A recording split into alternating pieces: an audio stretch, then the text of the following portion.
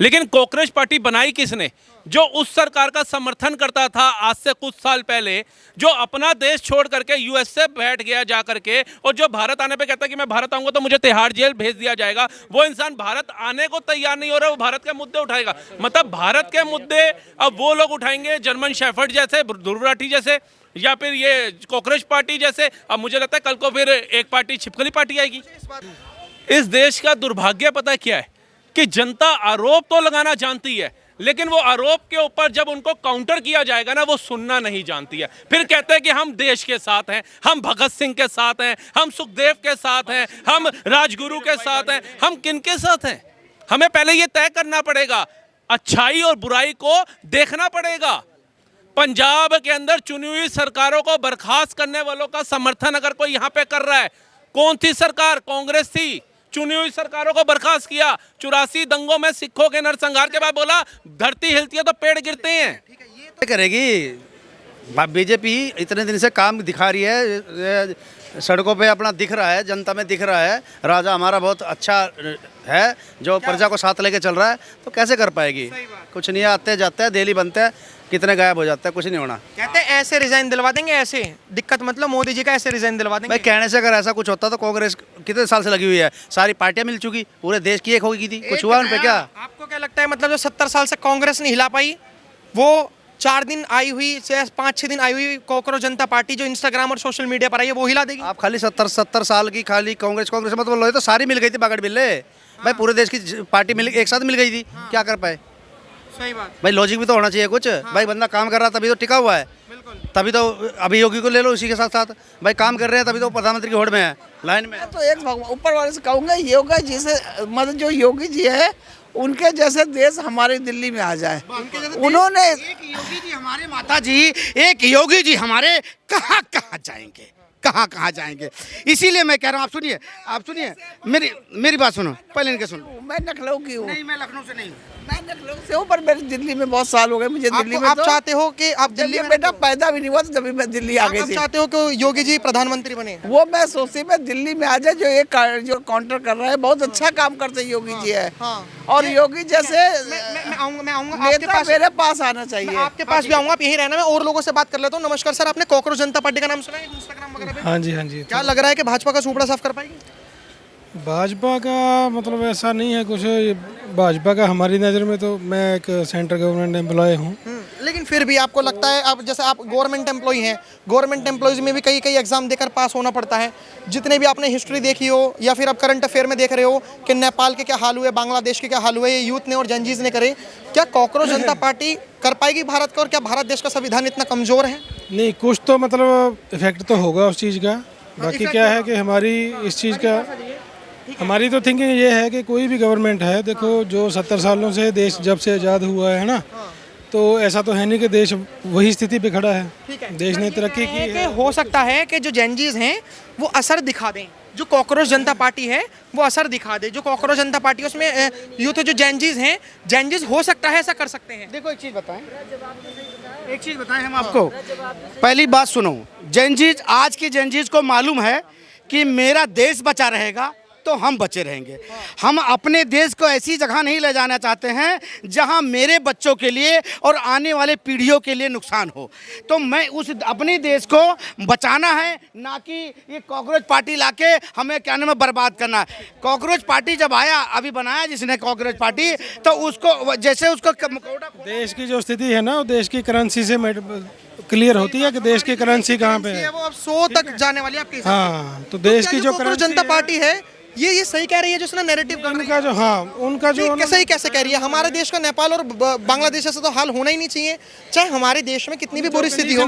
जिस हिसाब से कंडीशन है उस हिसाब से तो होनी है। किस हिसाब से, किस तरीके से कंडीशन आप बताएंगे? गुंडागर्दी होगी, बदमाशी होगी, ठीक है। उसके बाद यूथ को है, बेरोजगार है पूरा। उसके बाद हेल्थ के लिए हॉस्पिटल नहीं है, एजुकेशन के लिए स्कूल कॉलेज ठीक है। तो और जो पढ़े लिखे हैं उनको नौकरी मिल नहीं पहले रही, मैं एक एक करके तो काउंटर जो पढ़े लिखे हैं उनको नौकरी नहीं मिल आपसे रही, भी आऊंगा और आपके पास भी तो आऊंगा। एक पूरी मिनट, जनता ऐसे रोड पे एक घूम मिनट, रही है। पहले मैं आपका जवाब लूं फिर उसके बाद मैं आपके पास आऊंगा। सर ने कहा जैसे कि हमारा देश तो ऑटोमेटिक वैसे ही बर्बाद हो गया, तो जो कांग्रेस जनता पार्टी के जो जेनजीज आ रहे हैं वो कुछ गलत नहीं कर रहे हैं। इन्होंने बताया कि गुंडागर्दी, बदमाशी, अस्पतालों का ना होना, युवाओं का बेरोजगार होना, ये सबसे बड़ी एक ताकत बनेगी उन लोगों की जो लोग सरकार के खिलाफ एक मूवमेंट चला रहे हैं या फिर अपोजिशन है। आपको क्या लगता है कि ऐसा कुछ नहीं हुआ जो ये कह रहे हैं? देखो, वीर जी हैं और पगधाड़ी हमारे सिंह साहब हैं, ये अगर बनाते ना कांग्रेस पार्टी, मैं खुद इनका समर्थन करता। लेकिन कांग्रेस पार्टी बनाई किसने?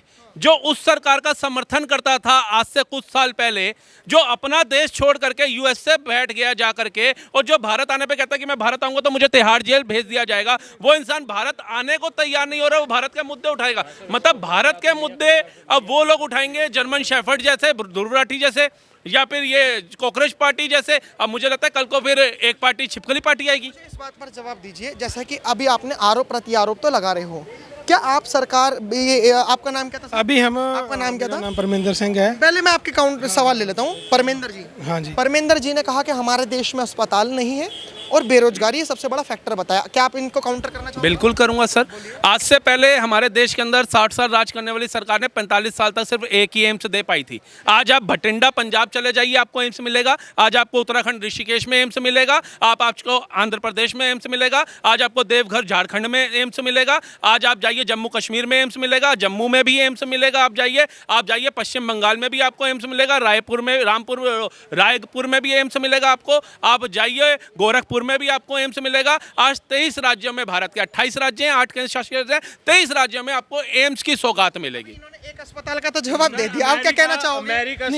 अरे एम्स, ये जो प्रेजेंट गवर्नमेंट है इन्होंने थोड़ी बनाया एम्स, एम्स तो पहले से बना हुआ है यार। सुनिए मेरी बात, जो कांग्रेस पार्टी है, बीजेपी सर कांग्रेस पार्टी जो थी, क्योंकि मैं भी थोड़ा बहुत जानता हूँ, कांग्रेस ने एक एम्स जो दिया था ना, वो भी अमृत कौर ने दिया था। इस बात का आप ध्यान रखना, महारानी अमृत कौर ने। सिर्फ एक ही एम्स था और इसके अलावा कोई एम्स नहीं था। पाजी आप स्टडी करके आओ। पाजी ने बोला इधर गुंडागर्दी है, इधर गुंडागर्दी है।